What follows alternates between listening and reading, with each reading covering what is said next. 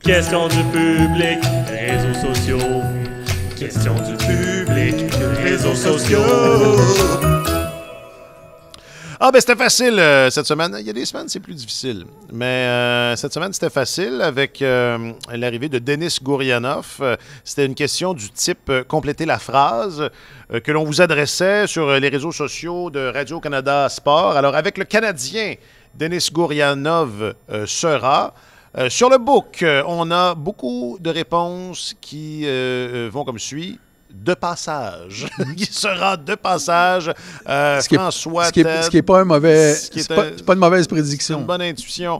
Ouais. Benoît, Ted, François, entre autres, ont répondu ça sur Facebook. Une bonne surprise, dit Arnaud. Ça se peut, ça aussi. Daniel, démoli par les journalistes dès son premier match. Oh, come on, Daniel, on n'est pas tous comme ça. Je sais pas quels médias ils consomment, mais la presse à Montréal, je trouve, est très... Ils sont fins. Très professionnelle. La couverture n'est pas méchante, la couverture du Canadien. Tu as raison, raison. Mais enfin, il y a peut-être, je sais pas, un ou deux. Il y a un ou deux animateurs, des fois, qui... Et les gens confondent souvent les journalistes avec les animateurs. C'est pas la première fois qu'on aborde ce sujet-là. Puis les un ou deux animateurs, vous savez, c'est lesquels, j'imagine. Il y a Jean-Sébastien qui dit un joueur de hockey avec un casque toujours aussi mal ajusté. D'accord.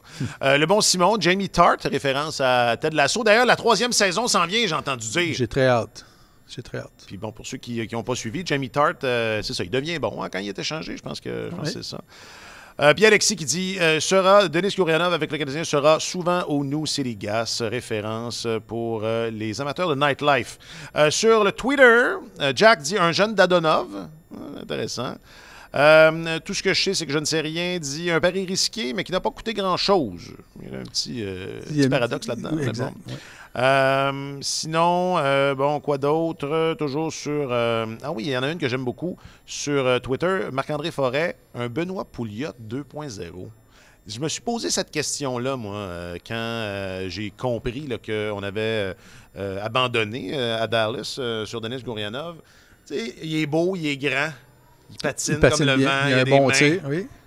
Puis personne l'aime. Généralement, il y a une raison pour ça. Quand une équipe n'aime pas un joueur, mais je reviens tantôt sur ma comparaison qui était boiteuse. Benoît, il a eu plusieurs épouses, lui. Oui. Il n'y a pas eu beaucoup de changements. Mais c'est pas facile, des fois, de trouver c'est ça. L'amour. L'amour, c'est plus compliqué qu'il n'y paraît. Puis, vite, sur le Gram, il y a...